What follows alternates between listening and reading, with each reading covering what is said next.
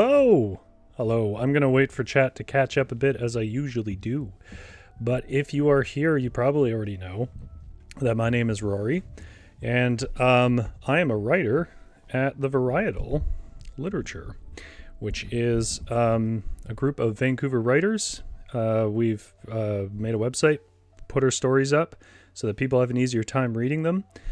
But we also do these little live streams, and tonight's is Lit Games. And Lit Games is where we try to write a story live with certain conditions and using recommendations from the crowd. And with me tonight is Felix Wong, who is a returning streamer here. Felix, how are you doing tonight? I am doing well. I am still waiting on the paychecks from my previous appearances here. I'm not sure. No. Like if I you said, just haven't sent them out. No, as you know, this has been a boon of wealth for us. Streaming about literature, you would not believe how popular. It's bottomless wealth. Yeah, that's right. Elon Musk, move over. I'm writing stories live. No, but I mean, it has been a lot of fun. I will say that. But nonetheless, I see Nathan was first in the chat. Hello, Nathan. Congratulations on being first. We all know that's the accomplishment to make. I have to ask, Felix, have you ever been first in a chat? The very important status. Are you going to say, have I ever been first in anything? I don't think so. You're first in my heart. Well, that's my first. Yeah. Still first. Suki says you look scared. I disagree. I don't think you look scared. I think you look like you're charming, handsome self with your super cool background, and it's clearly got some morning light. That's not morning light. That's just I don't really have a window in this room. All right, it's the room that doesn't have a fridge. yeah. There's nothing. Not even a window, really. Are you sure it's a room and not just like a maintenance locker? A dungeon. Caroline says hello. Hello, Caroline. Nathan says, what do I get? You get the respect of the internet, but I don't control that. So you'll have to go to Internet Respect booth. So is that just like a bathroom light or something? Like what? There's light on the back wall. That's my main light. Oh. That's my very main room light bulb. It's like one light. It's like framing out. You have one light. My God, yeah, man. I have one light. Your back wall looks modern and cool, but your descriptions of this place. I got like a. You know how in your place you get the fancy Philips light or whatever where you can change the colors. I can. Is there a color I should change it to? I got like a light tube here, and I can change the colors because this was meant to be a love hotel. So. A windowless hotel. Yeah, a windowless love hotel. Wait. I won't activate anyone's Google, so I will mute it. But here, I'll show off my lights.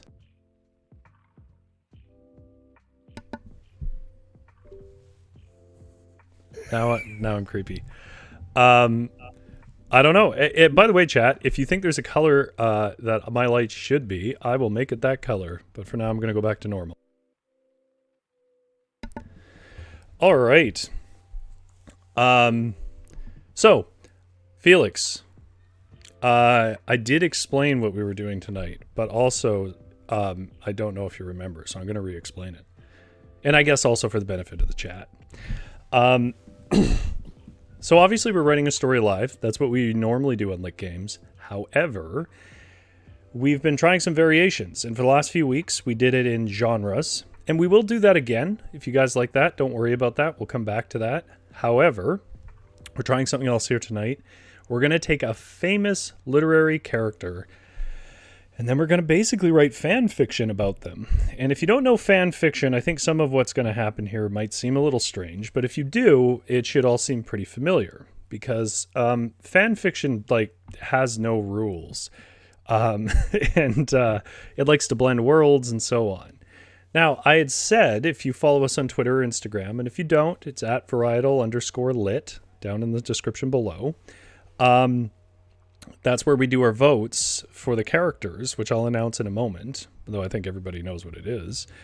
But I'd said that the runners-up matter this time, and the runner-up this time is going to be a character in the story, because in classic fan fiction form, they love to merge their fandoms and try to make them work in one story, no matter how incoherent that really is. So, the winner tonight is... Do you remember who it is, Felix? Dracula, right? No. Right? No. Dracula's the runner-up. Sure? Dracula's the runner-up. Yeah. Dracula's the runner-up. Okay, then it's Bilbo. It has to be yes, Bilbo. It's Bilbo. It's Bilbo Baggins. Unsurprising to everyone with its massive following and its classic literary status.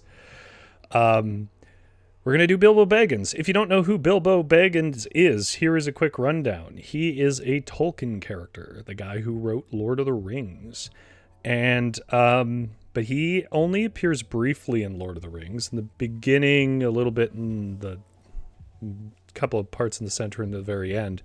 But he actually is the star of Tolkien's first big publication, which is called The Hobbit, because Bilbo Baggins is a hobbit, and he is the Hobbit in name. And in that book, just to give you a brief summary, him and a group of dwarves, led by Thorin Oakenshield, go back to their homeland, which is like a mine under a mountain, and they reclaim their homeland, or at least try to, from a dragon. It's a very classic story. I think it came out in the 40s or 30s or something like that. It's a story I was read as a child. It's a really fun story. It's younger and less complex and wordy and backgroundy and elven terms like Lord of the Rings got. It's a little more stripped down than that. And it was also a series of movies, of which the parts that were from the book were good in those movies. Wait, so did the book come first? I mean, not before the movie, but before the Lord of the Rings? Yes. The Hobbit came before Lord of the Rings. Oh, interesting. Felix, okay. I'm so glad you asked this. Because people misunderstand what Tolkien was doing a lot of the time unless they're involved in his world. And I'm not saying I'm involved in his world, but I know most of the background of Lembas bread. So, Tolkien created a world first with languages, a history, characters. He created this world for decades. It was his life's work. However, he would pick stories from that world and then make them tales that he would want to tell. And The Hobbit was one of those stories, as was Lord of the Rings. But then later in life, after he died, actually, they released a book called The Silmarillion, which is incredibly hard to read, frankly.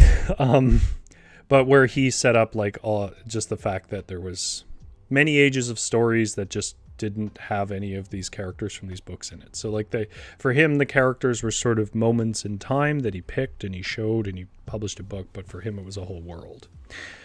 But yes, there is a connection between The Hobbit. It's actually Bilbo gets the ring from Gollum in The Hobbit, and that's how they come to have it in the beginning of The Lord of the Rings. I always thought The Hobbit came after, and that The Hobbit was a cash grab. Well, the movies came after. right. Because the Hobbit movies were a cash grab, so I assume the book was the same deal. Okay, well, they're half a cash grab, I will say that. The fact that it was 3 movies is a cash grab. It should have been 2 movies. Yeah. All right. Well, in case I've lost the entire chat by talking about Tolkien, which is a real possibility at this point, I guess we should get to it. We need to write a story with Bilbo, and any other characters from Bilbo's world you want to involve, or characters you want to invent and involve in that world. But then we also need to work in, either as a romantic interest or as a villain, Dracula. and somehow blend these worlds and make a true piece of fan fiction. And Nathan is already on the recommendations, which, by the way, the rest of the chat, you should get on too. Nathan says, can Bilbo have an adventure with Gandalf's loser older brother, Randolph?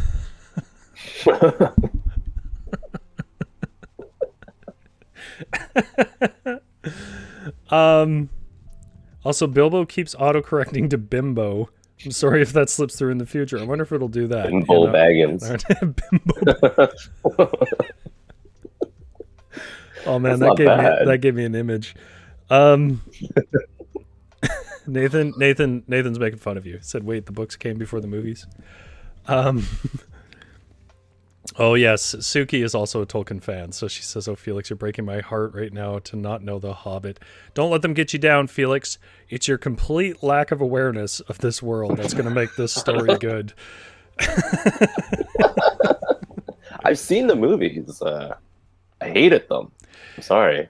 Yeah. Well, the Hobbit movies, not so much the Lord of the Rings. I didn't get through Lord of the Rings. You know, that doesn't surprise me at all. You're wrong, but it doesn't surprise me. Do you want to? In my defense, like they have spiders in it, and I'm arachnophobic. So, I'm arachnophobic too. I'm surprised you watched it. Wow. You got some big ass spiders in there. Some of us are just made of tougher stuff, Felix. So, because you know literally nothing about this world, do you want me to go first?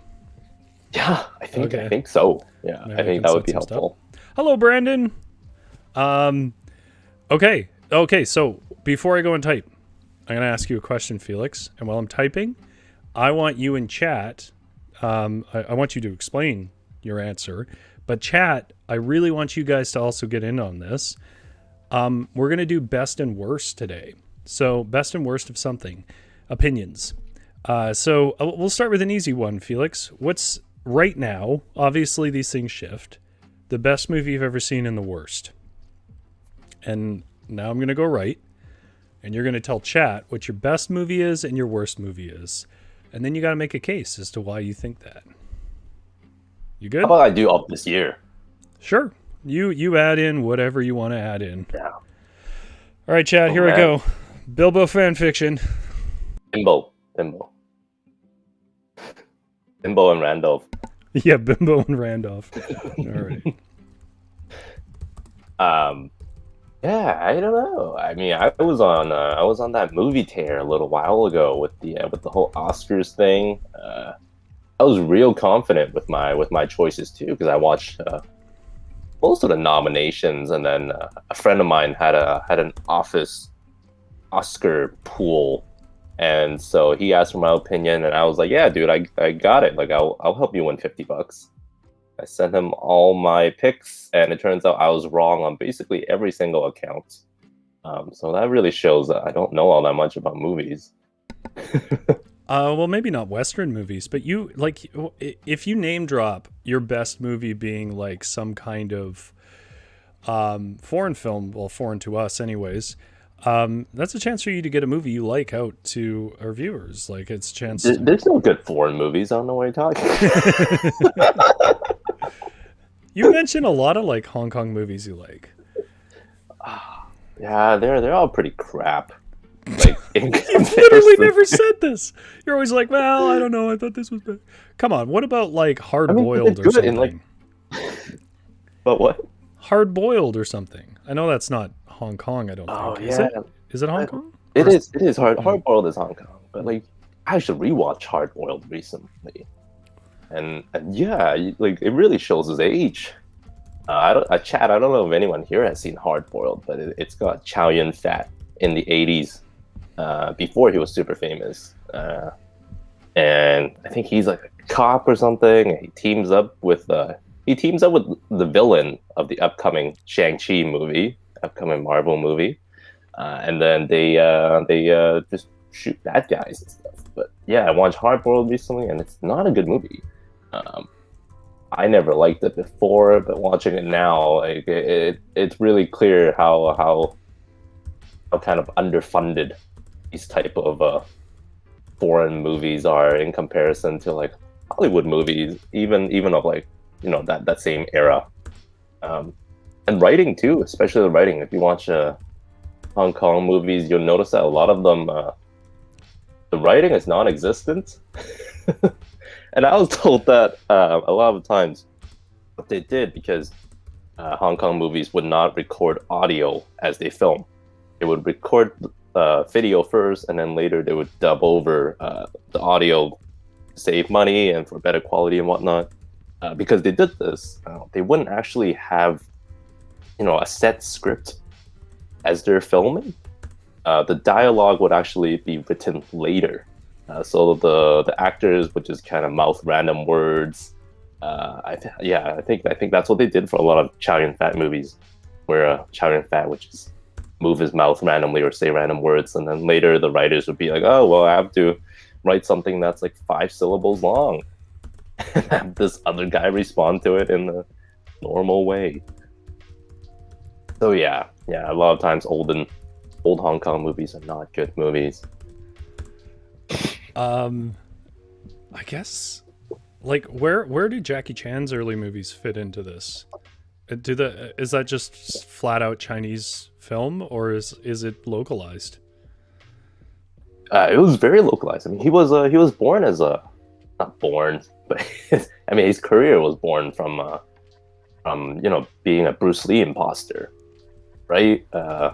Bruce Lee had just passed away, and then there was this whole phase of like exploitation movies where every studio and kind of martial artist was like impersonating Bruce Lee, and I'm pretty sure that's how Jackie Chan got his start. And yeah, I don't think there was like good writing in his early movies either, although I haven't seen very many of them. But there's a reason why nobody talks about them, the very early ones, before he kind of found his own groove and style. That is I remember being young and watching early Jackie Chan, and I remember watching Chow Yun-fat and stuff like that. And I can you articulate why those movies are more fun? Kotaru says German movies are just depressing. Is that really true? Because I haven't watched a lot of German films. They're always a little intense. But yeah, I did watch that Netflix series, The Dark. I think that was German sci-fi series. But yeah, sci-fi series. My question to you was like, why do you think that works? What do you think was special about that era of Chow Yun-fat, Jackie Chan? They're always cops. I think it was. Am I allowed to swear on this chat? Yeah, absolutely. I didn't. I did not take this as okay for children. So people have made their own choices. Because I don't think anyone's sworn before on this chat, and like, I keep wanting to swear, but I don't want to be the first to do it. Oh, I don't know, because I do have an auto moderator on it, so I really don't know. You could try. Be the first.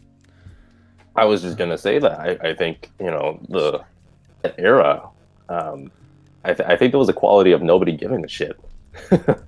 I think they were willing to do slightly weirder things, as long as it sort of got done fast.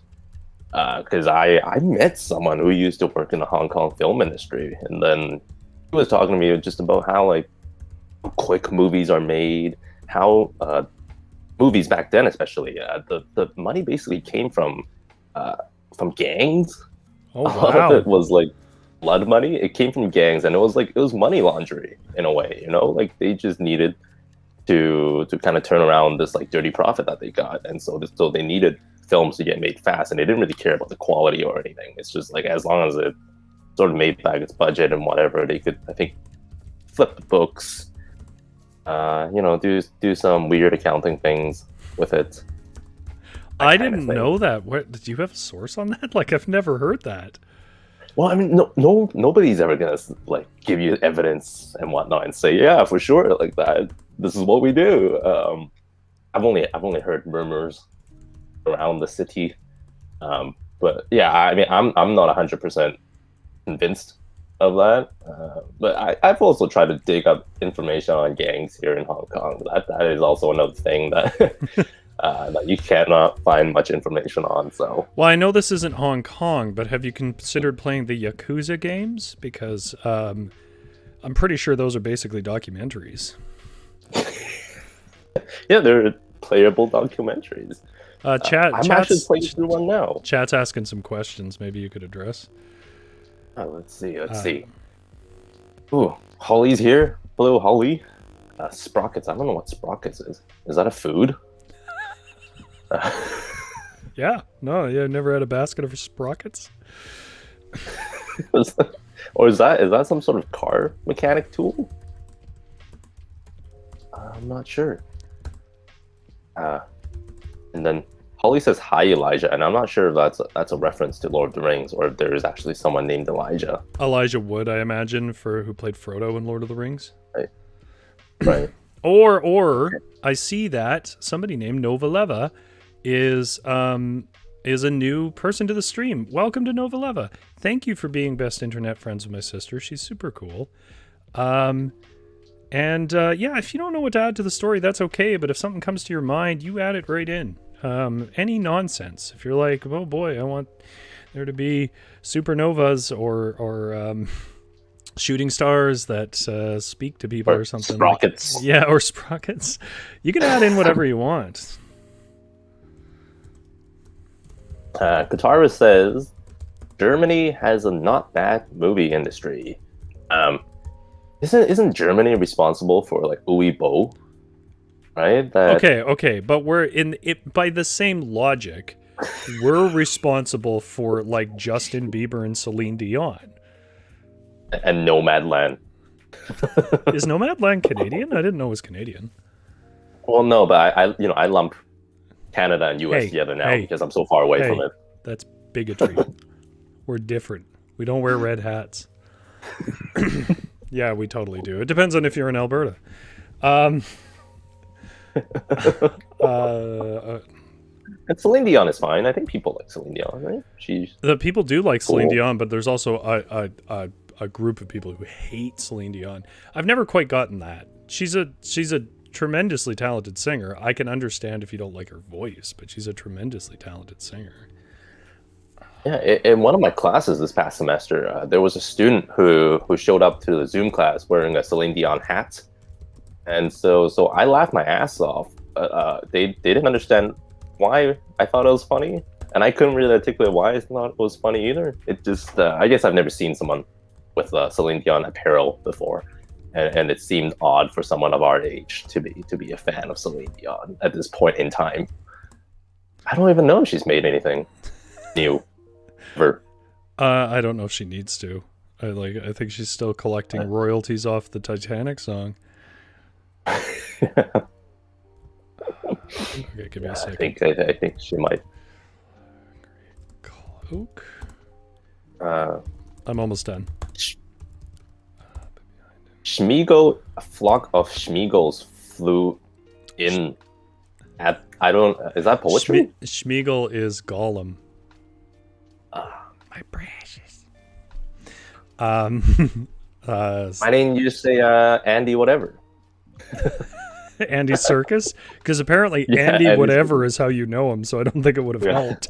I mean, I'm such close friends with him that I just don't even need to know his last name. I just go up to him and call him Andy whatever. Oh, Nova's name is Elijah. That makes a lot more sense.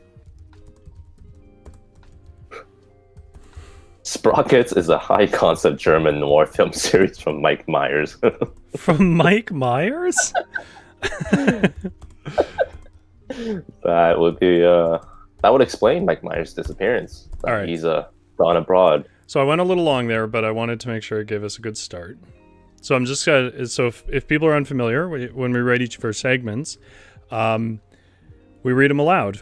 And then at the very last segment, whoever finishes or whatever else, we read the whole story back through. Okay.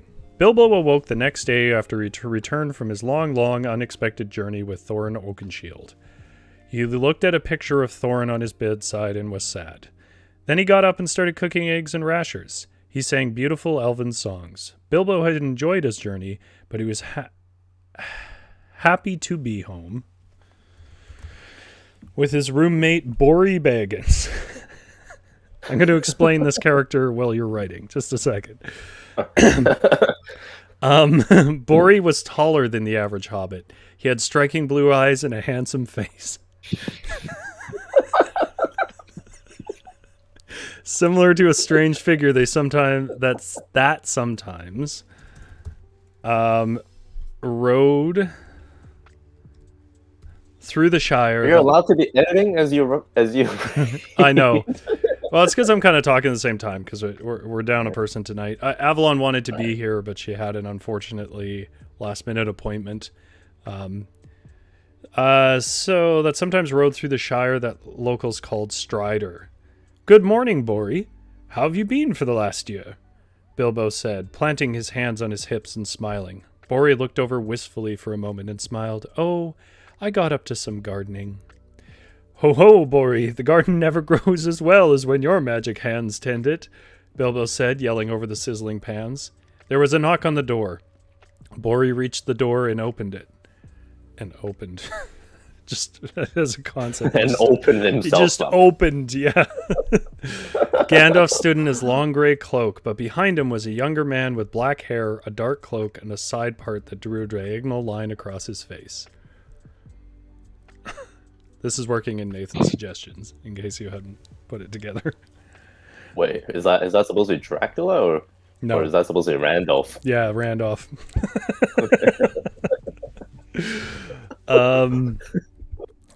Okay, so a flock of Smeagol's. I like the idea because Gollum is an individual. You know Gollum, right? Like you at least remember that much from the movie. Please, for the love of God, Felix. Wait, what? Gollum. Yeah, I mean, I know the idea of him. Yeah, he's like. I'll give you the background later. But yeah, he's like this gangly gray creature, right? Who's obsessed with the ring. But I like the idea that, which makes no sense in the world, that he's actually like a species, because Nova Leva has said here that we should have a flock of them. So if you can just work in like a flock of like my precious flying by or something, that'd be great. Or maybe you can connect it to Dracula. I don't know. Okay.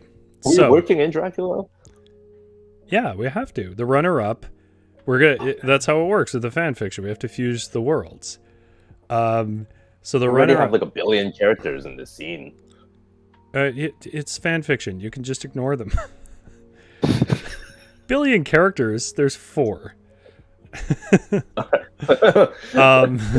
And one of them I don't think is really a fully fledged character here. Okay, so I'm gonna set your timer. Okay. And you're gonna write whatever your heart desires. But I will say, if the thought ice cream policeman comes into your mind. Yes. You would like me to bring them in here into the Great. This is what all the recommendations are going to be now. Okay. No, seriously, you write whatever you want. But do try to work in the flock of Smeagol's. You ready? I will leave that for you because I don't even know really what a Smeagol is. Why you said he's Gollum? Like, why isn't he Gollum? I don't understand. Well, I'm glad you asked. So Smeagol was his actual name before he found the ring and became corrupted. And he's actually kind of was a hobbit, but not exactly a hobbit, but like a part of like the family of that species, right? But that was like, I think it was like 200 years prior to when they find him. And so the ring like corrupts him and he crawls into a little cave and eats raw fish and stuff, which is supposed to be gross. But also it's just sushi. I've always thought like Gollum's a sushi fan, and I am too. But yeah, no, he becomes this sort of distorted, hunched over character. Look, man, do your best. All right, let's go. I'm starting the timer. Go for it. Okay, so for chat, If you've never actually read any fan fiction, that's fine. But I'm going to explain one really old trope with fan fiction. And it actually has a really interesting story about a term you've probably used. Something that fan fiction loves to do is a thing called self-insertion. And while that sounds like a very dirty term, because it kind of is, self-insertion is a literary technique when an author inserts themselves into a story. Sometimes they do it quite literally, like they put themselves in their name and it's just them. That's a lot less common than how self-insertion usually works, which is when a character is a thinly disguised version of you. That's really common in fan fiction because obviously people who are fans enough to write their own stories in a world kind of just want to be in that world and be friends with people. So my name is Rory, and this new character is named Bori, and I will leave the rest of that to put together for you. But I want to tell you the story of what the term Mary Sue, where it came from. If you've never heard this before, Mary Sue is a denigrating term. And what it means is a character with no flaws. And if you're not super into like storytelling and the ins and outs of it,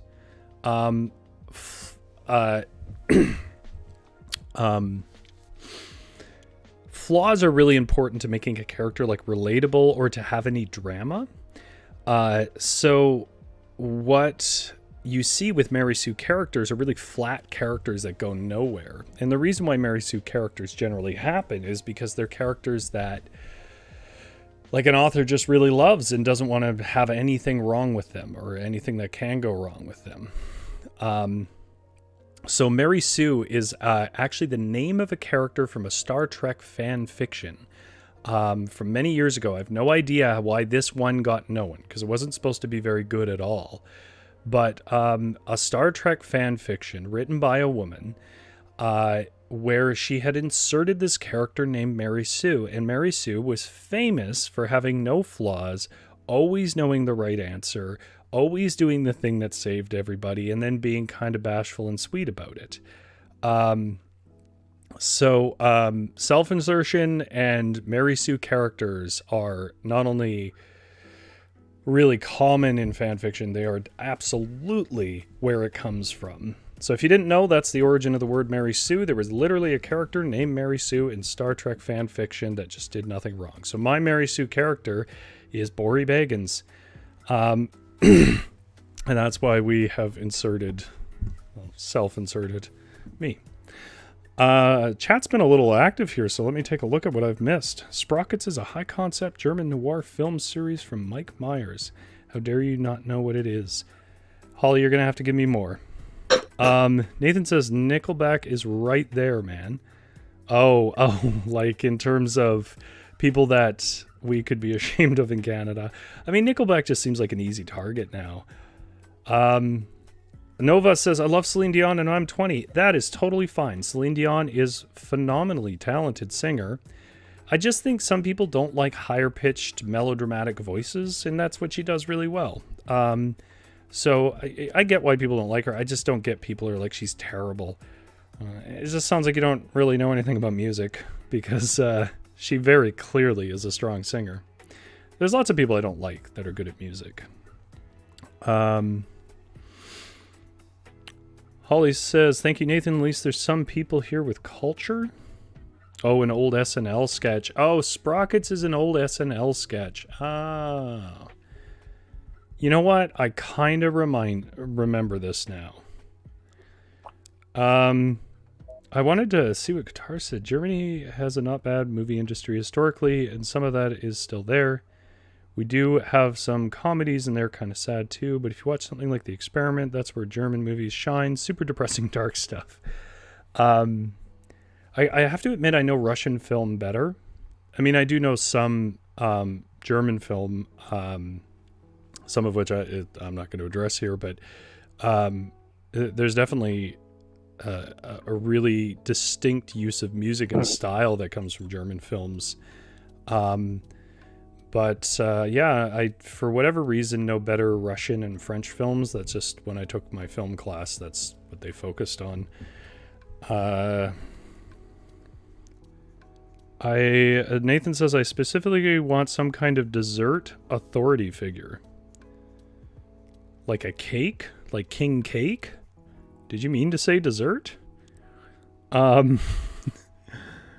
Holly says, can we take the idea of Sting, the sword that glows, but more benign things like underpants, nail clippers, and a spoon? Oh, I like this. Well, that's the end of your time. Novaleva says, all right. It sounds like a flock of seagulls, lol. They start pecking everything. And don't forget, we have to give a cameo to Stephen Colbert. I had not thought of that. That's a good point.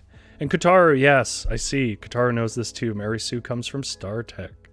She was a cadet in a fanfic. Yes, that's right. All right, Felix, you going to relay us with your beautiful wordsmithing? Yes. So Gandalf has just showed up. Mm-hmm. Gentle hobbits, Gandalf said. Meet mine brother, Randolph. This is not bad. Gandalf? Gandalf, Bilbo asked. And Randolph? What brings you over to my humble abode? Well, Gandalf sniffed the air. I Rashas were always the talk of town. Bilbo led Gandalf and Randolph to the dining room. Seeing the white-bearded wizard, Ori immediately leapt to his feet. Holy guacamole, he yelped. You're Gandalf. What of it, my dear sir? Ori pointed to the black-haired man behind Gandalf. And you're Dracula. Fuck off, Randolph shot back. So we're making Randolph Dracula? Or is this just a point of confusion? I mean, he's a traveler of worlds. So in his world, he's Randolph. In our world, he's known as Dracula. I see. Okay. Yeah, no, we're building a world here. Felix, this is how specfic happens. By the way... This is how Tolkien wrote Lord of the Rings. You know what? You're not that wrong, because basically he was a reader of old mythic tales and literature, and he took a bunch of stuff from that. Okay. I'm not sure, actually. I don't know if someone in chat can clarify this. I'm not sure if he took the idea of the ring from... Kataru can direct my pronunciation on this, but the Nibelung, or ring operas of Wagner, which has a very similar kind of structure. It's not the whole thing, but it has a similar structure about an obsessive person with a ring, or whether they both drew from earlier sources, because both of those are possible to me. So if anyone knows whether Tolkien got the ring thing from the ring operas, or whether he got the ring operas and Tolkien got it from a common source, that I'm really curious to know. No one else is, by the way, because I think everyone else here is normal. But I really like Tolkien, if you haven't noticed. Okay, so we're doing like an emo Gandalf brother Dracula. Yeah, I think so. Yeah. All right. No, I can work with this. We're building a world, buddy. Who likes Celine Dion and Nickelback? Like the songs of Nickelback, how they really immerse you, build you into the world of a photograph. Think about it. They don't have that kind of music on like Middle Earth, right? That's where they are, I think, right? No, they don't. Yeah. So if he tries to import that stuff, he's gonna become a. All right. I got another. I got to go back to writing. I got another best and worst for you. Okay, what's the best food you've ever had or meal you've ever had, and the worst? Got it? It's a hard question. I didn't even answer the last one. It does. No, you didn't.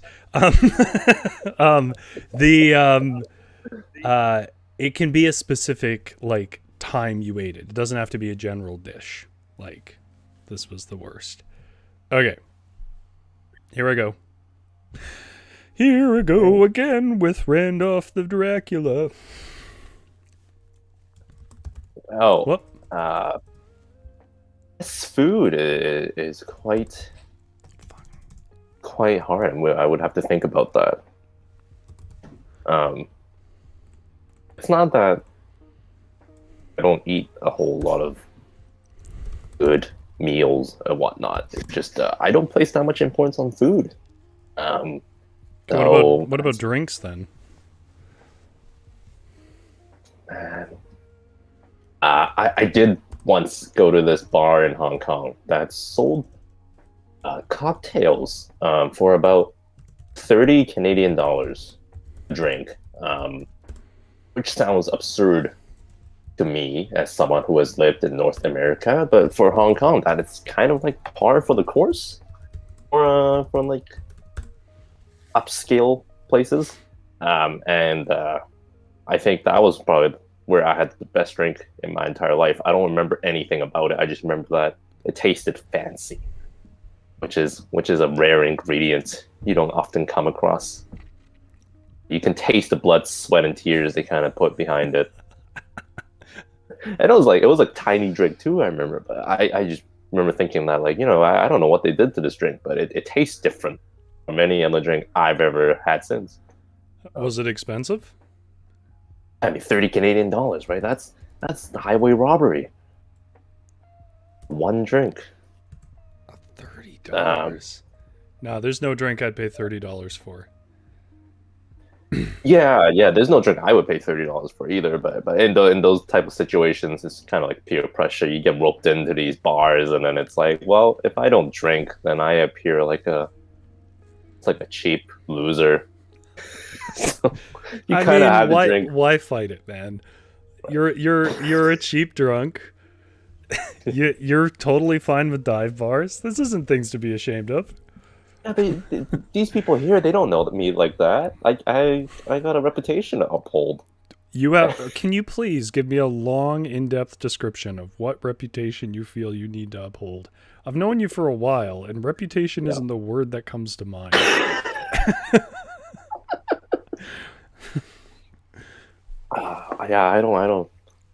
I like to imagine myself as like quite cool and mysterious and not cheap.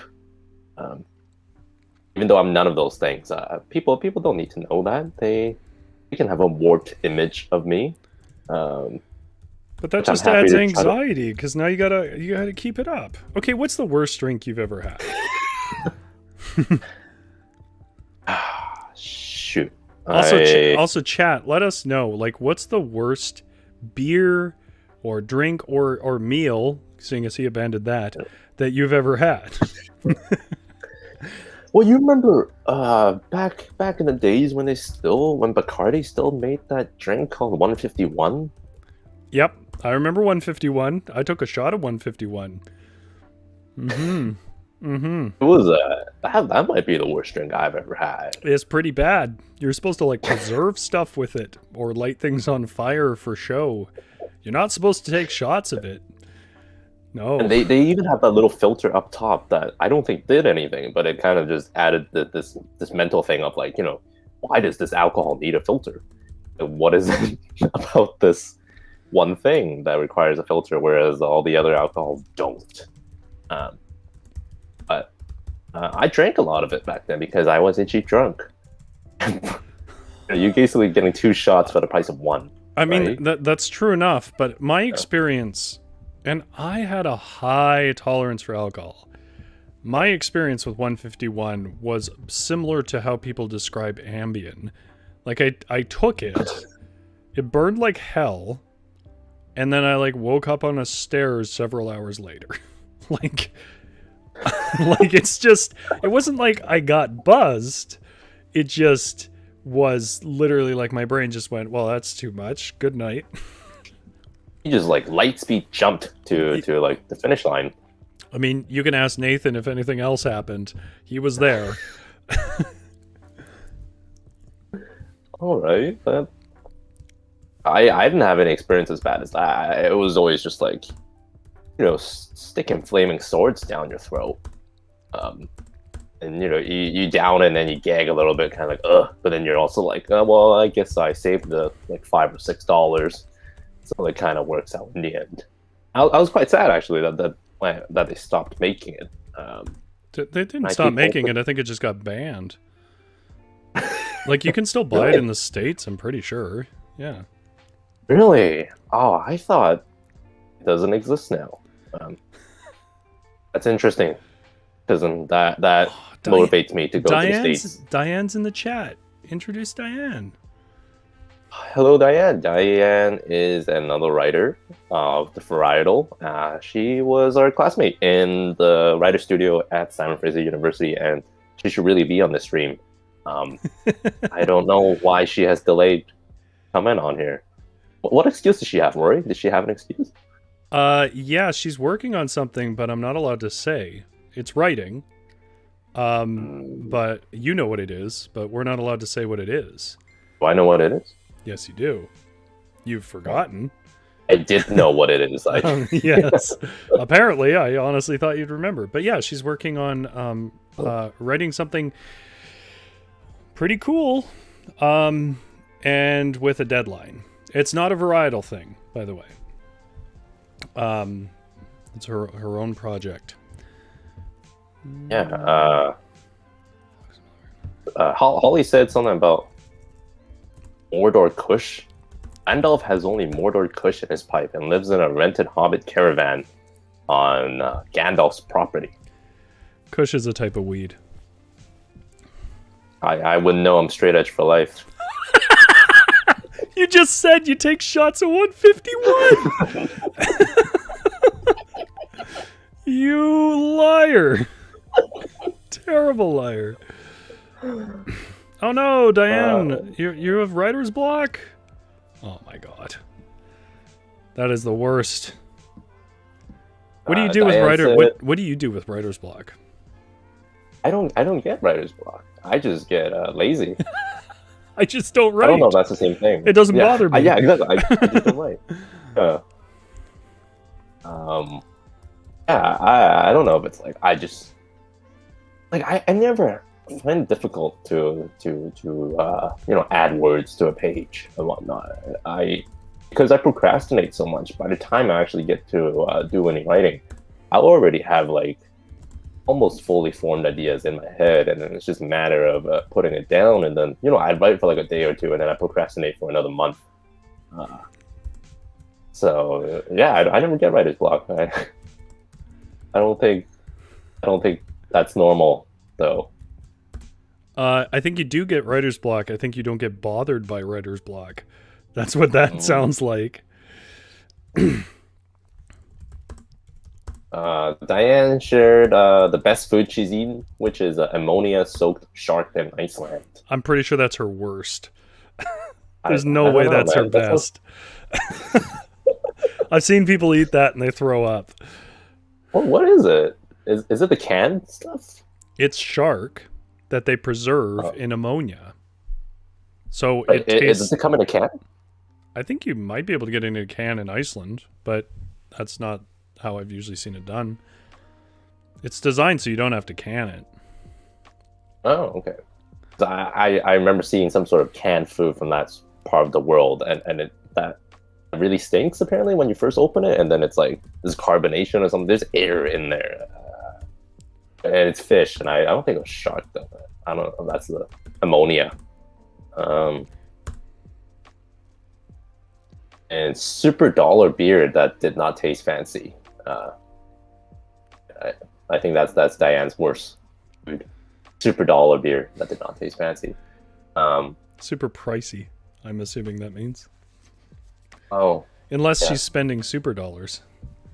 I mean, you got to spend them eventually, right? You can't just hoard them for life. Holly was reading a factoid on Token. People didn't want to go for walks with him because he would do things like stop and stare at a tree for 20 minutes. That comes through in the writing. Every tree has a backstory. That's the thing they say about Tolkien. And I got to be honest, once you start to immerse yourself in that world and try to learn about it, there are literally trees that have backstories. The mountains have backstories. There's lore for... I made a joke earlier, but it's only half a joke. There's lore for the recipe for the bread they eat. There's lore on the corn in that bread that they eat, which is really wheat.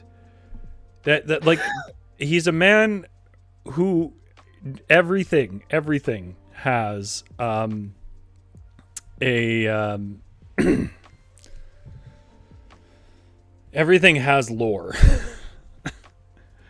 Well, I kind of admire the balls, so to speak, like because I'm sure when he wrote it, he didn't realize that the series was going to become a smash hit. Right? He didn't know that Benedict Cumberbatch was going to be a dragon in his film, and that Luke Evans was going to be cool and stuff. No, he just worked out writing a good story. Right, but then like, at what point would you say like I'm being too self-indulgent? Perhaps I shouldn't write whole pages about these trees that will never show up again. No, that's the point for him, right?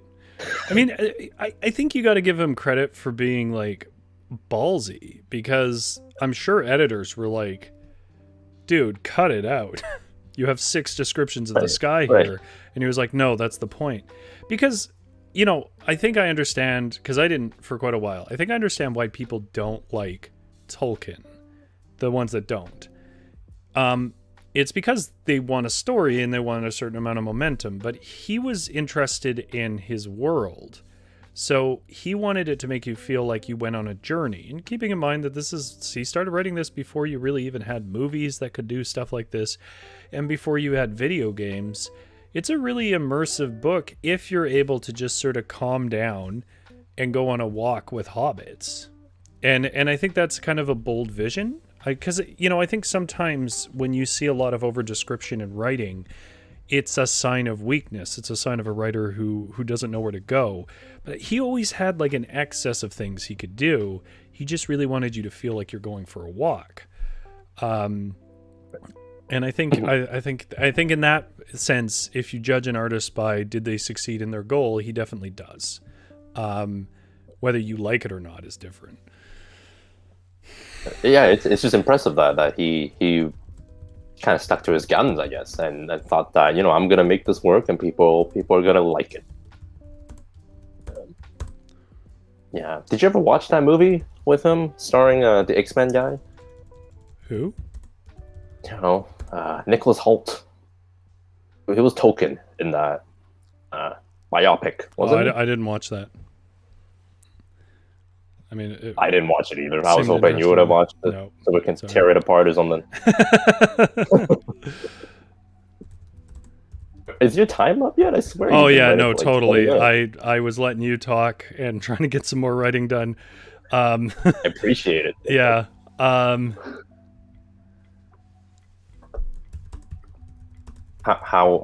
is the story progressing? Are you finished with it? No, not at all. I'm almost done though. I'm going to hand off in a second. Is there anything else going on in chat? Nathan said a friend of mine filled a mason jar with it at a party and promptly passed out in the living room. I'm not sure if Nathan is talking about ammonia-soaked shark or super dollar beer or it's 151. Yeah, I know that friend. I won't name him for his sake. Nathan says, can there be a character named Felix who is only described as cool, mysterious, and not cheap? I mean, he's calling you out. You got to put in there. No, I mean it's too late now. I think to introduce another character. Maybe in the sequel. This is fan fiction. No, I already have an ending in mind, and it's bonkers. All right, you got to beat the last couple times you did this. So yeah, Diane says this is helping with writer's block, and she said I just described writer's block. Yeah, you did. Weird. You did. I just don't think it bothers you. You're like, I guess I'm not writing. Which it was probably, I don't know, maybe it's better. I mean, I can do long stretches of writing if I just really force myself to. But I don't like it. It's not fun. Writing is not fun. I try to do anything but write.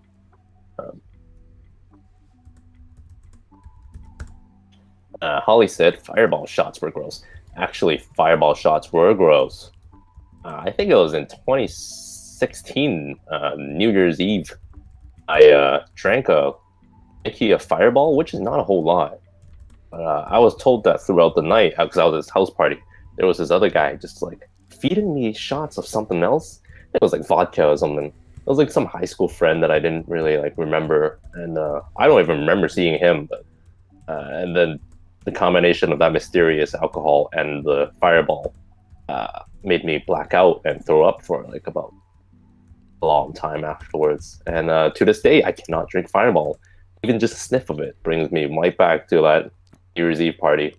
I think you and most 30-year-olds can't drink fireball for some version of a story like that. Alcoholic cinnamon hearts. It's a good idea at the time because it was like, why drink whiskey when I can drink cinnamon flavored whiskey? Yeah, it's all the sugar. That's the problem. And says Holly, love that factoid about Token. I would walk with him. All right. Okay. All right. I actually didn't get that much writing done. That was part of why it took longer. So, fuck off, Randolph shot back with a hiss. Do you have fangs? Bilbo said with a start. You know, Ian Holm has a really distinct voice, and I cannot find it. I don't know about you. I was picturing Sherlock's friend. Is that not Martin, Ian Holm? Martin something. No, I was picturing the young version. Ian Holm's the older one. That's right. Yeah. Well, either, but I can't do either. Gandalf said. He merely has some differences, Bilbo. Now don't be rude. Randolph waved his hand and a flock of small, gray, bat-like creatures entered the room. At first the creatures seemed to be hissing, but then Bilbo recognized a small buzzing phrase repeated, "My precious." They clung onto the shoulders of Randolph, who puffed into it at his pipe, which smelled strongly of a more wicked and intoxicating thing than pipe weed. Once he clenched the pipe in his teeth, he pulled out nail clippers that glowed blue. He looked at them a moment, then Randolph pulled his pipe from his teeth and said, "Uh-oh, Bilbo," and he grinned evilly. "Randolph, what have you done?" shouted Gandalf. "He's brought the goblins," said Bori. What is he grinned evilly? I try to write in the style, and the style is bad fan fiction. All right, you have, I guess you got to work Elix in. Yeah, I think we're actually getting pretty close to an end here. But yeah, I have an idea, but I want to see how you elevate the conflict here. What is the conflict? Well, like he's smoking weed in his house. It's Dracula. He has a plan. Okay. Does he? I don't know. You okay? Find a plan. We'll see what his plan is. Elevate the conflict, my friend. I'm feeling writer's block right now. Oh my god. I will procrastinate. Just gets up and leaves. What I like is how you've avoided to answer any best and worst questions. But you still, in avoiding that, you've still managed to talk, which is great. Okay, so I am going to set your timer. Go for it. All right. What did I miss? Well, Diane, it is a delight to see you here. I hope that our viewers get a chance to read your story soon. You have really fun stories. And I'm sorry to hear that you're blocked. I'll say a little bit about like my experiences of being blocked in a minute. I don't know, maybe they'll help. Fireball shots were gross. Yeah. Like I didn't hate them until I had bad experiences. The grossest thing I ever drank was warm pear-flavored grower cider. Was it something about the flavor, or was it just that it was warm? And how warm are we talking here? Penny says in response to Felix, "What's straight edge?" Straight edge is when a person isn't cool, Penny. No, that's not true at all. I'm just being a jerk. It kind of is. I mean, the only people who would use that word are... I've never met anyone who would use that word, actually. Like, some of my punk heroes were straight edge. They wouldn't call themselves straight edge. Yeah, they would. They wouldn't be like, I'm straight edge. Absolutely. Yeah, that's where it started, in punk. I've only ever heard it used ironically. It's because you hang out in bars. You mean the bartender who told me he's straight edge is not actually a straight edge? You don't want to drink from a straight edge bartender.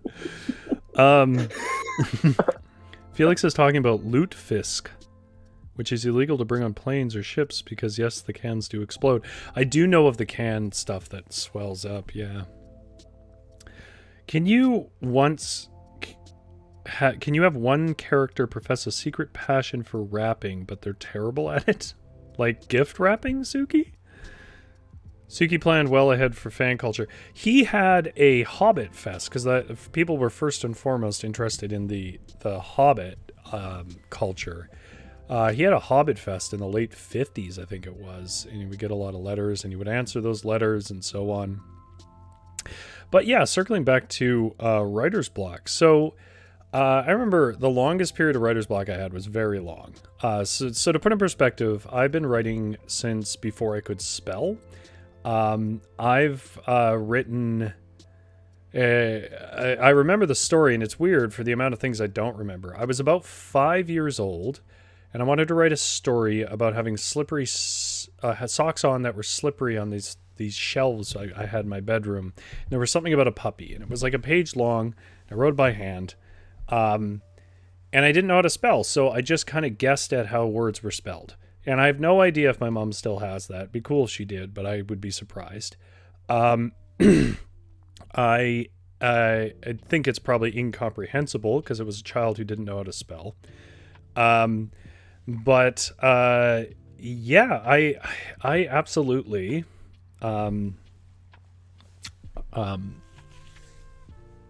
was a writer since I was 5, and I would write stories, and I would write dumb little comics, and then in like elementary school, I wrote this multi-chapter thing that was just kind of a ripoff of Jurassic Park, honestly, because I was really into it, and so on. And I pretty much wrote consistently from 5 to about 21. And around that time, I went to university, and university really puts a lot of demands on your time, especially around writing. You're always writing papers and so on. I think that was part of it, but also part of it was I don't know, I just couldn't write, and I didn't really know what to do about it. And I didn't have a community of writers to like egg me on or to give me advice or anything like that. And Suki means rapping as in like hip hop, like rapping. Somebody tries to rap, but they're really bad at it. And so what happened was, I think it was about 3 years where I looked back, and I did have some stuff that I wrote, but none of it was finished. And I ended up writing like nonfiction little articles because I was reading like cracked lists at that time. None of them were any good. I just couldn't write. And then at some point, I can't remember exactly who it was, somebody said to me, when I said I had writer's block, they said, well, you should just write. And I was like, yeah, but I have writer's block. And they're like, well, that doesn't stop you from writing. And like, I didn't get it. And I think it took me a little while. And then I sat down and I just kind of did some free writing or something, or free association, something a lot less structured, where I was like trying to think about a book or a long-term story. And it just turned into something, and I just kept writing. And I think I realized that writer's block, the cure for writer's block, which isn't going to be comforting, Diane, so I apologize ahead of time, but it is my best advice, is to just sit down and write anything. Because I think a writer's block is more like an emotional block, where you start to fear a thing and you put too much pressure on it, and then you won't do it. And art is very much about freedom. And I think one of the things that can really stifle it is if at some point you feel like you're not free to express or to write what's coming into your mind, you will keep batting it down, and that becomes a habit, and then you can't write. So I think it's important to remember that you're already a writer. And I mean, anybody's a writer who writes. And at the end of the day, you can't change who you are, so you need to just write what you are and what you're feeling. And I think it starts to flow. if you need to, step back from something for a minute and go and write a short story about literally anything else, a cat on a windowsill, who cares? Descriptions, anything else, I think that really helps. So that's my advice on writer's block. Just keep writing. Your time is up. All right. Okay. He's brought the goblins. That was your last? That was your line, right? That was mine. Yeah. He's brought the goblins, said Bori. There was a flurry of knocks at the door. Bump, bump, bump. Oh, who is it now? Bilbo said. My friend, do not open that door. Gandalf warned. He had his staff raised to his hip, the tip pointed straight at the front door. Step back, you lot! Bilbo, Bori, and Randolph did as they were told. A bright white light filled the room, followed by a deafening boom. A beam shot out from Gandalf's staff, shot right into the door, blasting the entire thing off its hinges. The door fell. Beneath it, a pair of legs poked out. Oh, Jesus, Bilbo said at the sight of these legs. That's Felix.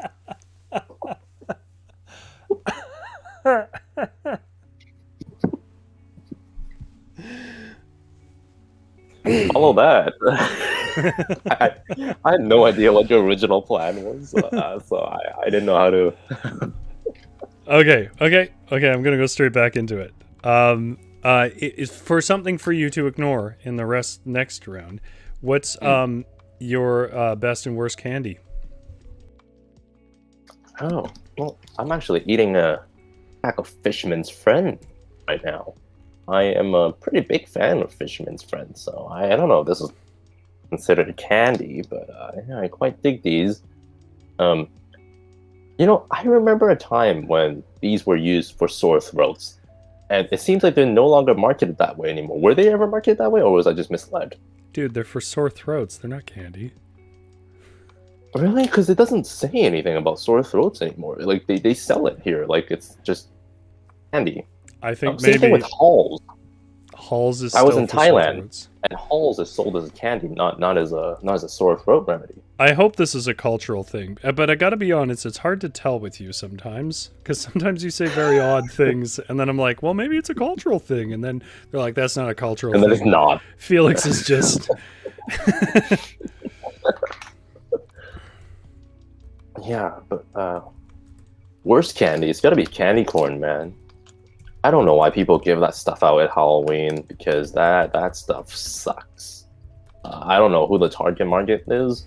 I don't know why anyone ever thought candy corn tastes good, and then, I don't know why they mass produced that stuff. That's the one candy that I never see anyone enjoy either. I don't know. That's a weird opinion, is it? Warren, do you like candy corn?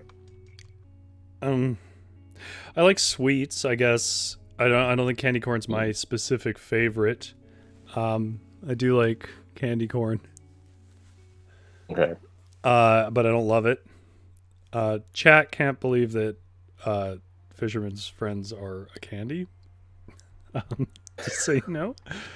I'm withholding judgment because I really don't know if maybe they're trying some different marketing there. But they are absolutely for a sore throat. Okay, it just doesn't say anywhere on the packaging that it's for sore throats. Like, they don't say this in the store either.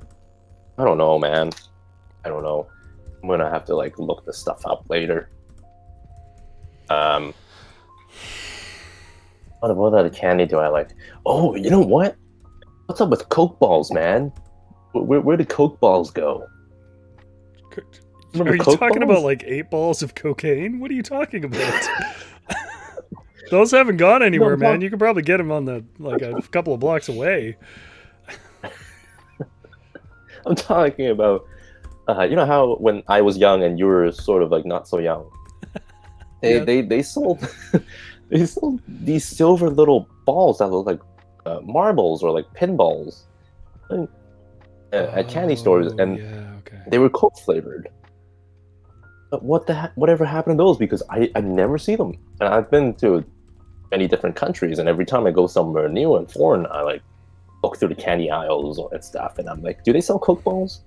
No, they've just collectively disappeared from the entire world, and I'm not sure why, because I've always loved them. you know, if anyone knows what happened to Coke balls, please enlighten me.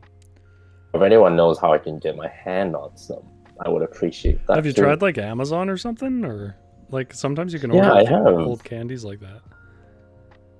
They just don't seem to exist anymore. At least from the little research I did.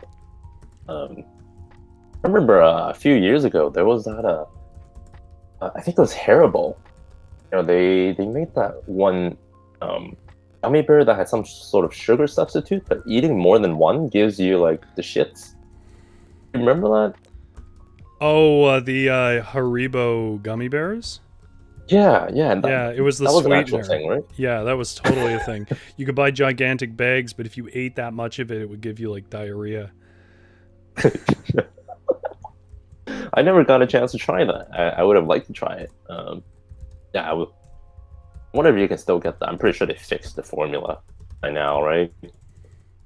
Yeah, no, that'd be fun to get off Amazon. No, because the whole idea is that they're like non-sugar gummies, right? So they're for people who can't eat a bunch of sugar but still want to eat gummies.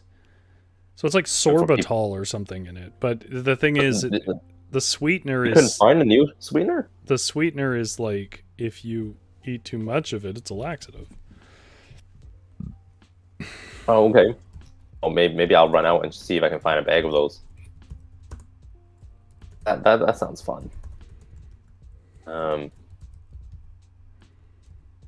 Where are we in the chat? Have you read everything? I think everybody's saying "Oh my god" and laughing. That I think it's probably about the Fisherman's Friends. Felix, I don't know. I don't know why that's you. funny, man. I love and support you. I don't know why that's funny, but I hope I'm really glad that people who I've mentioned you to before can see what I mean by like, because when I said you're kind of unpredictable in the most unassuming ways in the first chat, like some people are like, oh, why are you giving Felix such trouble?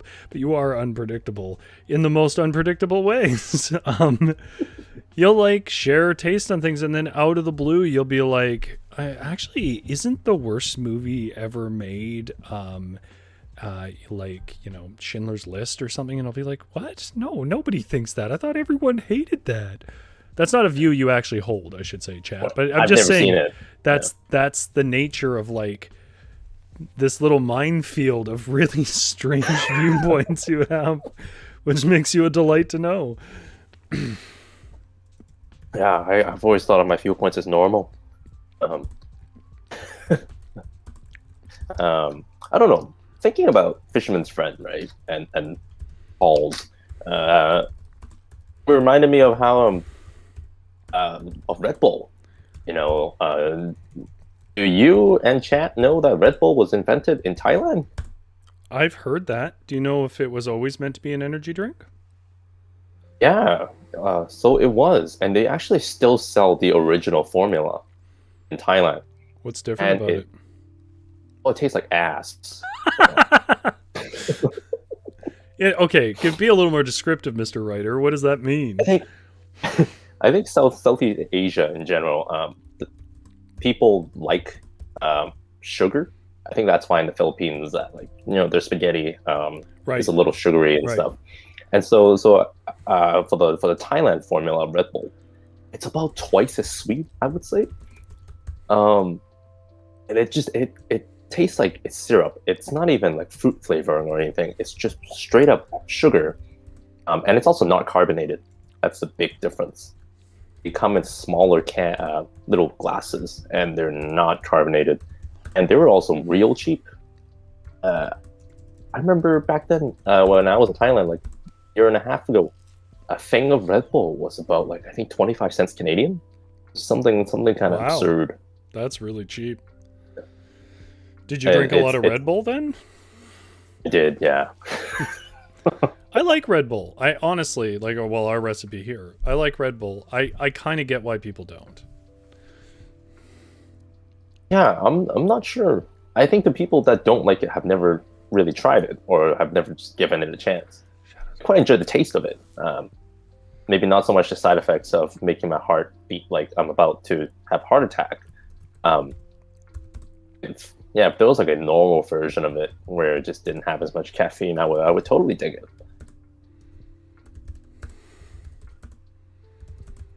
Nathan said it's already so sweet, and yeah, I wonder if you can get Thai Red Bull in Canada. I bet like if you go into a Thai grocery store, like maybe you'll be able to find it, like some sort of a black market trade. Are there Thai grocery stores? I don't think I've ever seen one.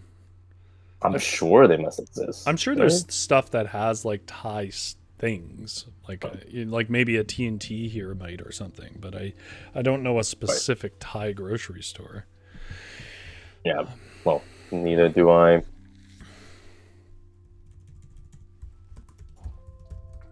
So, thinking about best and worst again, I gotta say, I think the worst movie I've seen this year is Transporter. Jason Statham. The original, or is this a sequel? Yeah, the very original. I would have thought you would have liked that movie. That's not totally outside of your wheelhouse. I did like it. As a kid, I loved that movie. Oh. I thought Jason Statham was the coolest guy ever. I wanted to dress in suits all the time. What happened to Shave that? my hair. I don't think I've ever seen you wear anything approximating a collar. I just realized that when I wear black suits and wear white dress shirts, I don't look like Jason Statham. Just don't have that sort of effect. So I've long given up on the pursuit. Because the movie's on Netflix, right? The other night I got a little bored and I was like, I remember loving that movie, so why don't I rewatch it and relive the good old days? And I don't know, watching it now, like there's an element of it that actually feels a little racist. Of course, yes. Yeah. You watch any old action movie, they couldn't finish that film without some generally completely unnecessary racism. I mean, you could say racism is always unnecessary, but sometimes like the situation, you can see how like an idiot would think it was funny to work that in or something. But then so often it's just like a random, like it could have been anybody there who said anything, but then it's some guy with some really thick Indian accent that they laugh at. Like it's it's amazing, really, how often that happens. It wasn't even that, because I don't think any of the racial stuff in that movie was played for laughs. Oh, really? Yeah, I mean, Luc Besson, he's French, right? So I guess he's a minority in the world of Hollywood himself. So you would think that he would kind of treat other ethnicities with I don't know, a little bit more care or something. I don't know. It was weird because the movie stars a Taiwanese actress, Shu Qi, I think that's her name. Super hot. Even now, she's pretty hot, even though she's old now. But she was super hot in the movie. And then, around the midpoint, there's a random sex scene between her and Jason Statham. Like, she legit just takes off her clothes, and Jason Statham's like, "What are you doing, man?" And she's like, "Repaying my debt or something?" And she just walks up to him. Jason Statham's pushing her away. He's like, no, I don't want to do this. And she's just forcing herself on him. But like, it's some weird thing. It was really weird. This random sex scene that never gets brought up again. There's no more romance between them for the rest of the movie after that point. I mean, this sounds par for the course for action movies. But that happens at like the halfway point, right? You still have half the movie, but the relationship no longer develops. It ends. It concludes right there. They've reached the apex. In that point, and before then, there is another scene of her where Jason Statham is transporting her in his car. Right, she's in the trunk, and then he's like, "Oh, I'm gonna be a nice guy. I'm gonna buy her an Orangina." And then because she has duct tape over her mouth, he cuts a little slit, and then he very sexually sticks a straw into her mouth to allow her to drink from the Orangina that he bought. And then kind of like random lovey-dovey music kicks in for that one shot. Dude, like it was. It sounds weird, but when you watch it, you'll be like, "Oh shit, they actually did that back then." In Luc Besson. All right. The villain. I'm gonna read what I have. Yeah, I'll stop talking about. Um. Oh, Jesus, Bilbo said at the sight of these legs. That's Belix. Belix was muscular with short cropped black hair. He was a master of hobbit kung fu. He was quiet, generous with his money, and was usually found chewing a eucalyptus leaf. He was cool, mysterious, and notably not cheap. He plucked his leaf from his teeth and coolly said, "Goblins have overrun the Shire." Bori yelled, "Oh no, Randolph must have struck a deal." "You're right, Bori, Randolph." "Randolph, why? Ah," Gandalf said, but was cut off when Randolph lunged and bit his neck. Bilbo screamed. Shadows of goblins began to cover the windows. Belix pulled up a fence post and swung it like a bow staff to knock the goblins back from the door. Gandalf slammed his staff down as he grew weak and a portal opened. On the other side was a wet New York alley. A figure in a long leather trench coat turned towards the portal and said, "Gandalf?" "Blade!" Gandalf cried as Randolph drank from his neck. "Help Bilbo, Bori, and Belix save the Shire from Dracula and the goblins." Blade nodded and ran through the portal into Bilbo's house. I like how Gandalf summons Blade to kill his own brother. Well, maybe it's not really his brother, it's Dracula. Alright. I don't think you need anything more from me, so Alright. go for it. Alright. I bet if you really tried, you could write a sick fight scene and end this. We'll end it on the fight scene, just like those old action movies. Just no resolution. No, you gotta have like 2 sentences of a resolution. I know what you're talking about, those old action movies, though. Okay, I'm starting. Yeah, chat, I gotta admit, I do like Fisherman's Friends, but I've never once thought them a candy. My best and worst candy, though. And chat, you're being real shy about whether you have a best and worst candy. I'm sure you have something you don't like. I don't know about best. For a long time, it was probably sour cherry blasters or whatever they're called. By the way, Felix, Bilbo has a sword called Sting that glows blue. So I'm sure that will become. Oh, I thought that was a. And it is. I saw that in the chat earlier. Yeah. I thought that was a reference to the singer. Nope. That's the name of his sword, and it glows blue when goblins are near.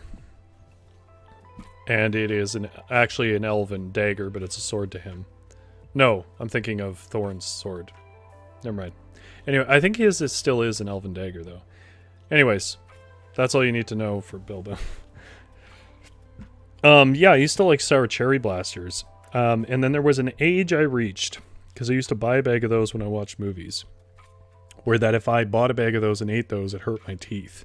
Which probably makes sense, but I don't know why it was like a certain age.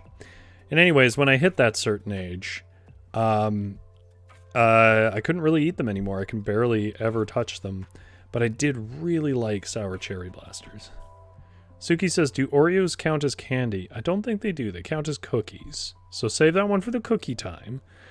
The worst candy I ever ate. So this is kind of a tie, and they both come from the same place, was Mexican candy. Now, to understand this, when I first got it, I was at a church event. And when I was younger, I would go to a lot of church events. And we had some like gross sundae where they put hot sauce on it and stuff I had to eat. And whoever like did this thing, I forget what the challenge exactly was, could win Mexican candy, which was a lollipop that you dipped into stuff that they'd brought back from a missions trip. And I was super into it. So like I won. It was like the one thing in my life I won because candy was involved. And I was super excited. I licked this thing and it kind of tasted weird. It was kind of sweet, but it was a little strange. It was kind of mild. And I dipped it into this little cup, just like kind of dip pops now up here. And what I got was hot, salty, and spicy. No sweetness whatsoever. And they didn't tell me that was it. It was like a big troll. They put this, contest together to basically troll people. And it was it was awful. That was, especially since I didn't expect it. That really made it awful. Now, years later, like maybe last year, I had somebody who I worked with who was from Mexico, and I mentioned this story about Mexican candy, and I said, I don't know if this is a one-off.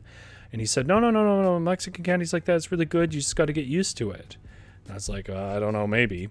And he had these lollipops that he really, really liked in Mexico, and he said he couldn't find them there. So I found them on Amazon, and I was like, sure, I will bring you some lollipops. And we got this lollipop. I gave one to everybody in the office, and it was this multi-layer lollipop.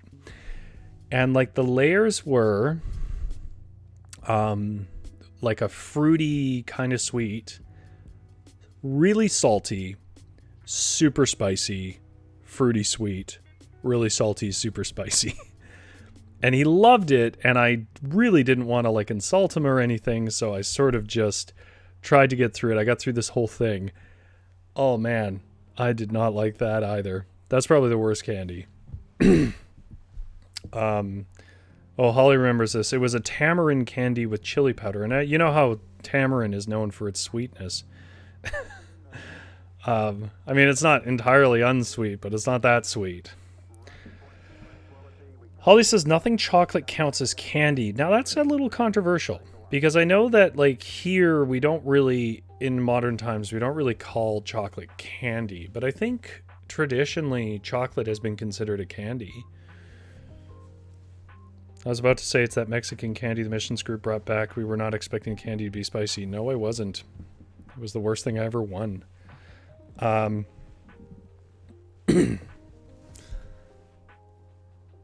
Yeah. As we're closing in on the end here, I do want to just remind people again that if you haven't already, give us a like, especially if you like the introduction of Blade into my Bilbo fan fiction. And if you don't currently, subscribe to us. And that's the easiest way to find out when we go live and when we have stuff. But if you don't know, Tuesdays at 6:30 and Thursdays at 6:30 we have streams. Tuesday is just me, and I'm reading old fairy tales. And the most recent one I did was I read Little Mermaid. And Little Mermaid is super dark and kind of sad. Not kind of sad, super sad. So if you don't know the original story, you should absolutely go and watch it. It's probably the easiest way to get the original fairy tale for The Little Mermaid. If you're not a Little Mermaid person, but you still want to know some original fairy tales, we also did The Snow Queen, which is the basis of Frozen, a couple of weeks ago. We did Snow White, who is somehow dumber in the fairy tale than she is in the movie, which is already not scholarly. I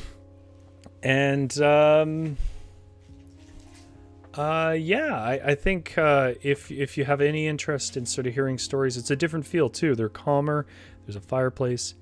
And also, if you haven't yet, my story is up this week. It's up right now, and the link is down in the description. It's called The Sands of Tanari. It represents two genres I don't usually write in, science fiction and horror. So I'd really love to know what people think about it. I'll have a post up about it on Instagram tomorrow and on Twitter. If you guys like something about it or want to know more about it, you can always ask me. You can always ask any of the writers about their stories. Also, if you have a WordPress account, you can make comments directly on the story. Felix, your time is up. All right. Did you get all the way through? I think so. Not to the end. I'm sure you can let it. I can give you like another minute if you want to add a couple of sentences. Really wrap it up. I don't know if I can. Okay. Thank you for that clear response. The reason I'm asking is if you've actually reached the end, then we have to read the whole story. If you haven't, you read your section and I will continue. How about you write like a 2-sentence resolution and then we'll read it. You keep chat engaged and you talk about my amazing story that you haven't read yet because I just put it up. What's the story? It's called The Sands of Tanari, and nobody in the group has read it except for Spencer helped me a little bit with it. Is it fan fiction? Science fiction horror. Okay. 2 things I have not written about before. Science fiction and horror. I kind of wrote about that before. No. Yeah. Neither horror nor science fiction. Wasn't the Tree People sort of like... I mean, it wasn't science Tree People fiction. story I'll put up eventually. All right. Don't go spoiling anything there. The problem with the Tree People story is that it is much, much longer. Right. Also, calling it that basically spoils the first 10 pages. But I would have to release it in 3 parts. Okay, I'm just gonna read this. I'm gonna ask you what your best and worst city you've lived in, because you've lived a lot of places. Yeah, worse, Edmonton. You wrote a story about that, didn't you? I did, yeah. I think I can actually write an entire book about it. Fueled by my hatred for Alberta and Edmonton. I don't believe in heaven and hell, but I think if there is a hell on earth, then it is Edmonton. I have never been to a place as hopeless and dreary as that city. And I hope I never will see anything like that again. There was something about that place that just like sucked the life out of me, and to many of the people that I met there. So, I'm sure it's a lovely place. I enjoyed my time in Edmonton, but I've been to some places that were pretty bad. So like I had a good context. I hadn't really lived in, like, you've lived in Hong Kong and Vancouver. Those are 2 pretty notable cities. To go from that to Edmonton, which is like a place of ponds and flat land and a very large old mall. Yeah, just huge suburban neighborhoods, right? Yeah. Stretches of nothing, basically. It's like, why does this place exist? Yeah, best place. I have a huge soft spot for Thailand. I always thought that if I ever win a lottery or if I retire or something, I would go live in Thailand for quite a number of years. There's a lot to like about Thailand. I don't really know how to describe it. I don't even know where to start, man. And you've never been to side of the earth, I don't think, right, Rory? To what? Have you been to Asia? No. I'm like a hick, man. I didn't have the money to fly. Yeah, Thailand's great. A cheap Red Bull. Alcohol's kind of expensive, but say cigarettes are cheap. Actually, they have some weird alcohol laws there. Like, there's only certain times of the day in which you're allowed to buy alcohol. I think it's something like noon to like 4 p.m. or something. And then there's a couple hours then that it's just illegal to sell and serve alcohol. I think I'm stuck. I lost connection, or is it you that is stuck, Rory? It's not me. It was me then. Yeah, you've been sticking a few times. It hasn't been too bad. Yeah, I don't know what's going on with my internet. I apologize. Holly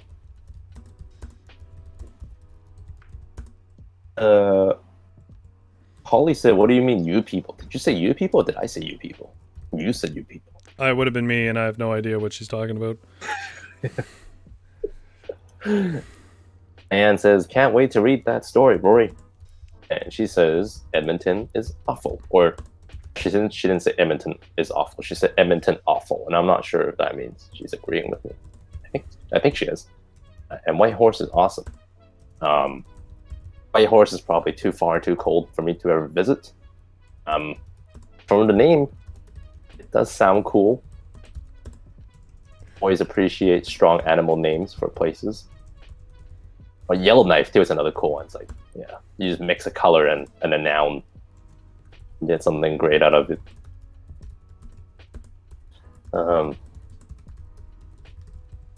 My coworker, who was a model and actress in Japan, at a restaurant in Thailand.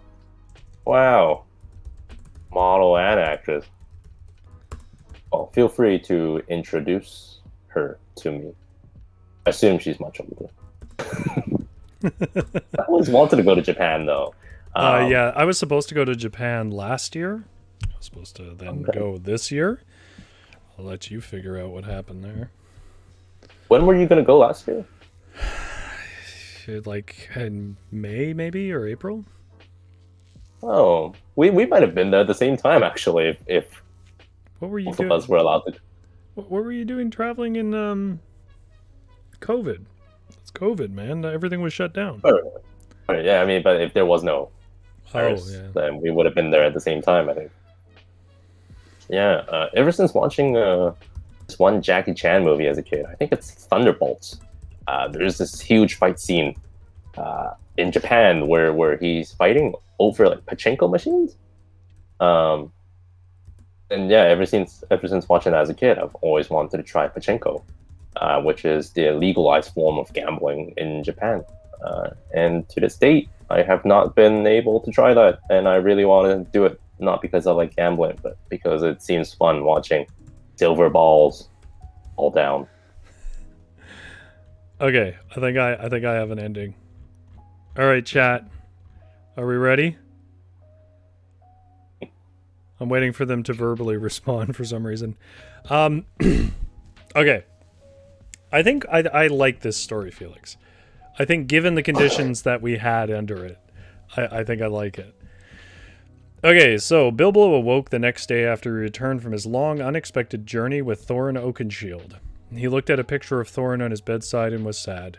Then he got up and started cooking eggs and rashers. He sang beautiful elven songs. Bilbo had enjoyed his journey, but he was happy to be home with his roommate Bori Baggins. Bori was taller than the average hobbit. He had striking blue eyes and a handsome face, similar to a strange figure that sometimes rode through the Shire that locals called Strider. "Good morning, Bori. How have you been for the last year?" Bilbo said, planting his hands on his hips and smiling. Bori looked over wistfully for a moment and smiled. "Oh, I got up to some gardening." "Oh, Bori, the garden never grows as well when your magic hands tend it." I realize there's a weird emphasis heavy for that meaning. Bilbo said, yelling over the sizzling pans. There was a knock on the door. Bori reached the door and opened it. Gandalf stood in his long grey cloak, but behind him was a younger man with black hair, a dark cloak, and a side part that drew a diagonal line across his face. I love emo Dracula, Gandalf brother. Gentle hobbits, Gandalf said. Meet mine brother Randolph. Gandalf? Bilbo asked. And Randolph? What brings you over to my humble abode? Well, Gandalf sniffed the air. Thy rashers were always the talk of the town. Bilbo led Gandalf and Randolph to the dining room, seeing the white-bearded wizard. By the way, his beard wouldn't be white right now, it would be gray, because right now he's Gandalf the Grey. In the second movie, after coming back from death, he becomes Gandalf the White. I'll correct it post. Apologies. Yeah, thank you. Bori immediately leapt to his feet. Holy guacamole, he yelped. You're Gandalf. What of it, my dear sir?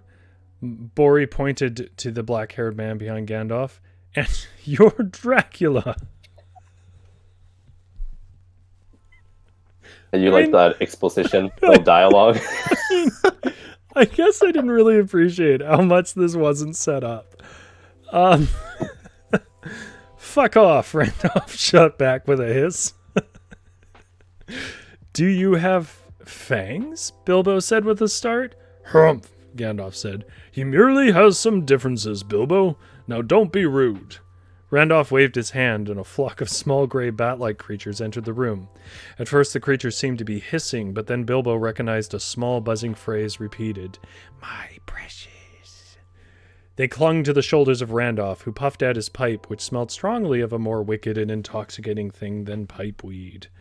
Once he clenched the pipe in his teeth, he pulled out nail clippers that glowed blue.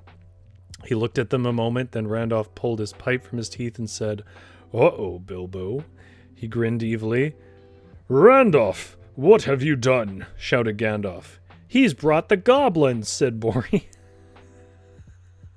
You know what this reminds me of? Like early Resident Evil dialogue. There was a flurry of knocks at the door. Whump, whump, whump. Oh, who is it now? Bilbo said. My friend, do not open that door, Gandalf warned. He had his staff raised to his hip. The tip pointed straight at the front door. Step back, you lot. Bilbo, Bori, and Randolph did as they were told. A bright white light filled the room, followed by a deafening boom. A beam shot out from Gandalf's staff. It shot right into the door, blasting the entire thing off its hinges. The door fell. Beneath it, a pair of legs poked out. Oh, Jesus, Bilbo said, in a land that doesn't have Jesus, at the sight of these legs. That's Beelix. Beelix was muscular with a short, cropped black hair. He was a master of hobbit kung fu.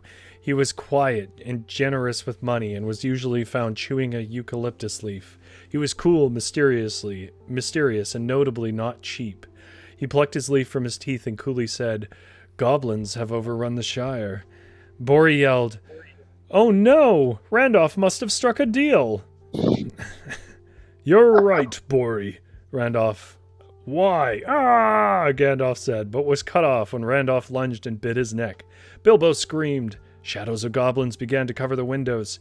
Beelix pulled up a fence post and swung it like a bow staff to knock the goblins back from the door, which, by the way, is, I think, the only thing Beelix does. Gandalf slammed his staff down as he... Whoop, sorry, I unplugged my headphones. It's important. You take your time. We'll build up a little bit talking, of but I can't hear you. Dramatic tension. There we are. Oh, okay, yeah. Gandalf, I got too into it. Gandalf slammed his staff down as he grew weak, and a portal opened. On the other side was a wet New York alley. That's where Blade's from, right? New York? A figure in a long leather trench coat turned towards the portal and said, Gandalf? Blade! Gandalf cried as Randolph drank from his neck. Help Bilbo, Bori, and Beelix save the Shire from Dracula and the goblins. Blade nodded and ran through the portal into Bilbo's house. You melon farmers looking for me? Is that a thing that he was known to say? Melon farmers?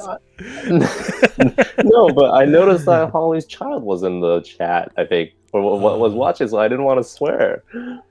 She's been warned. Okay. Blade. So that's your alternative for motherfucker. Melon farmer. That's amazing, Felix. I didn't make it up. It's from one of those censored TV Don't tell movies. me that. Just I want it to be from you. Blade jumped high into the kicked. I don't know what you meant to say there.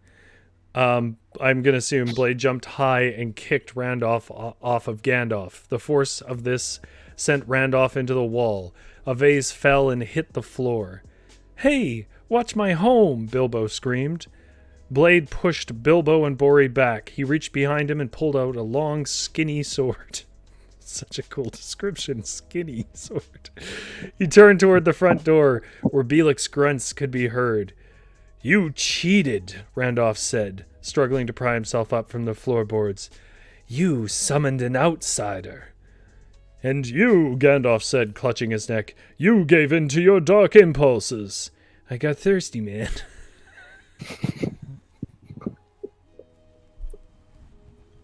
I don't know if anybody's enjoying this but us, but I'm enjoying this. Like, if this is the last stream we do, I get it. No one shows up next time. Totally cool. Why would you? I don't think anyone's learning anything about creative writing from watching. I never said this was educational. My God, man. This is not how you write a story.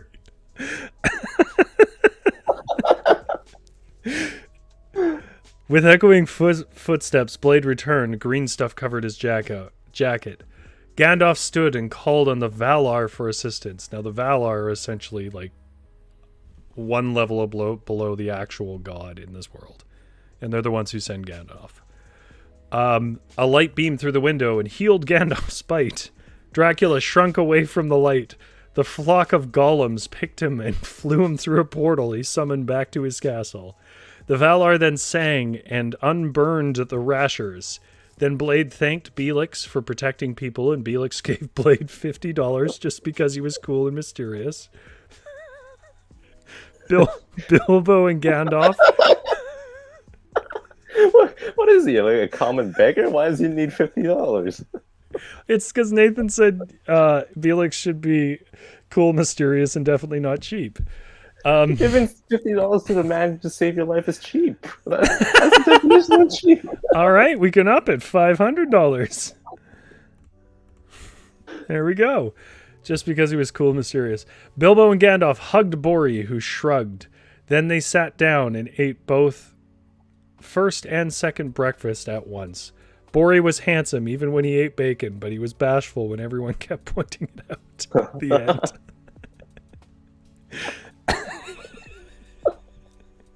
I like how Bori got the last line there, the most focus of the entire story. We're all just building up to that one thing. About how handsome he is. It's not about Dracula or Blade. It was barely about Bilbo.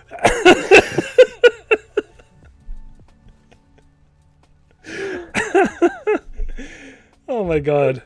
Bilbo isn't even really in the last, like... He hugs Bori. He hugs Bori. That's what he does.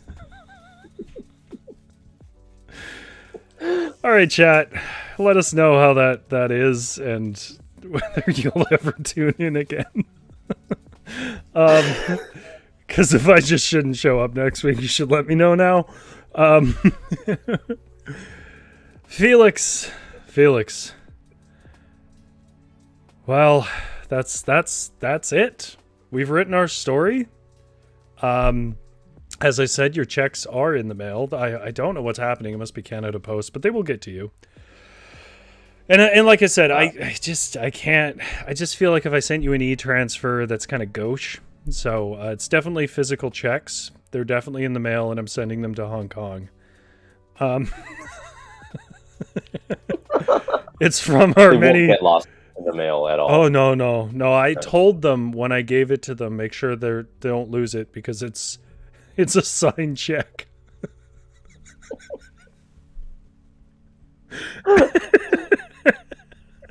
Wasn't even cash. Well, this has been a ton of fun, Felix.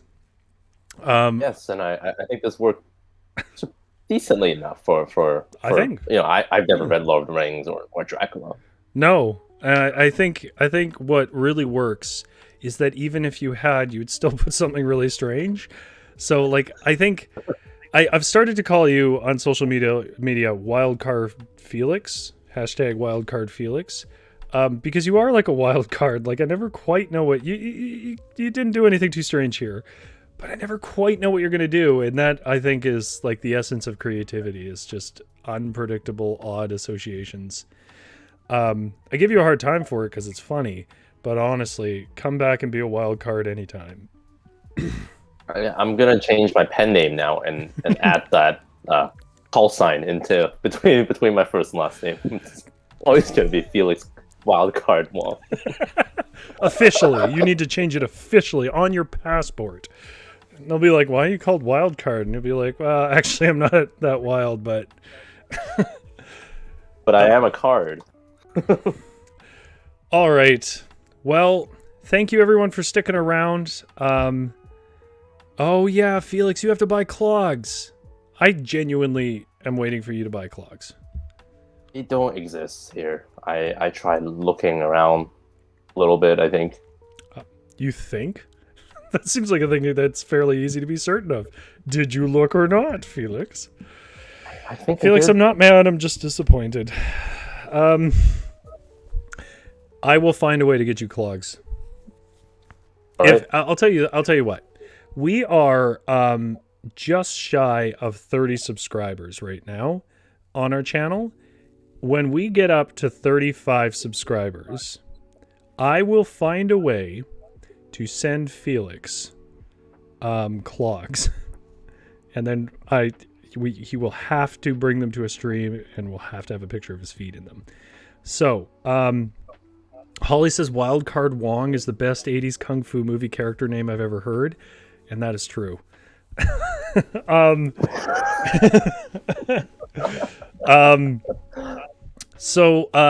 Yeah, guys, I'm sure at this point, at the 2-hour mark, who's left is probably people who've already written. But if you can get us up to 35 subscribers on this channel, on the YouTube channel, then I am going to figure out a way to get clogs to Hong Kong with Felix. For now, give us a like if you particularly like the nonsense that we just did.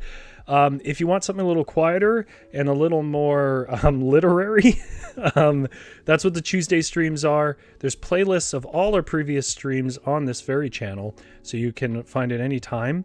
At this point, I think we're up to about 5 videos. Well, with this one, 6 in the Lit Games.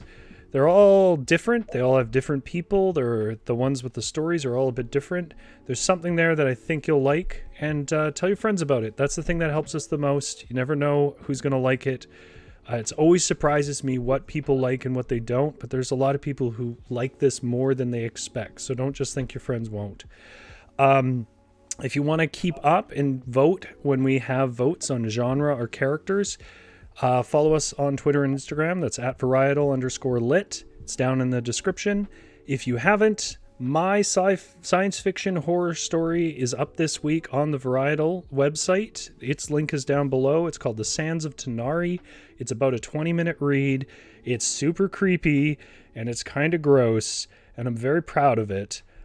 So I'd really love it if you guys went and took a look at it. If you have questions about the world or anything like that, hit me up on our Twitter or hit me up on our Instagram, and I'll come and respond to you. I'll answer your questions about it, because it definitely leaves a lot of mystery. So if you're not a person who likes that, I can fill in the blanks. Felix, is there anything you want to add? No. It was great being back here, and thank you everyone for putting up with this story. It was hilarious. This was the greatest thing I think we've ever made, including our own private projects. What's that? They interviewed you for your short stories about your cultural experience and family? Yeah, whatever. And that stuff. We had Gandalf summon Blade to fight his high brother. It's literature at its peak. Mm-hmm. Booker Prize. I said it first time. One of these stories, definitely Booker Prize. They're all Booker Prize eligible, I think. Unless to be eligible, they have to be published, which I think is the case. But they'll get published. Yeah. Felix, it's a delight. It's a delight to see you. It genuinely is. I really appreciate you coming here in the morning when you're not a person who likes getting up in the morning, and putting up with my nonsense. So thank you for coming by.